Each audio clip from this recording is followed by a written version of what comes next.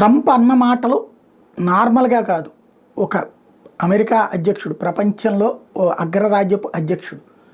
అందులో సూయజ్ కాలువ విషయంలో, ఓ పక్కన గాజా విషయంలో ఇప్పటికే సగం సక్సెస్ అయ్యాడు, సగం ఫెయిల్ అయ్యాడు. అది నడుస్తోంది. అది పక్కన పెడితే గ్రీన్లాండ్ నాకు కావాలన్నాడు, పనామా నాకు కావాలన్నాడు.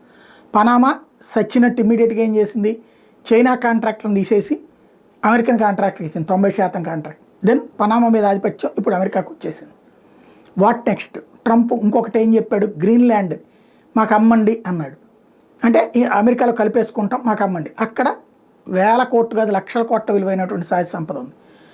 ఇప్పుడు అది ఒకటి అడిగాడు. ఇప్పుడు ఆ గ్రీన్లాండ్కి సంబంధించి తాజాగా ఒక ప్లెబిసైట్ లాగానే ప్రజాప్రాయ సేకరణ కోరితే 56,000 మంది అది గ్రీన్లాండ్ మొత్తం కలిపితే అందులో అత్యధికులు అమెరికాలో కలవడానికి అంగీకరించారు.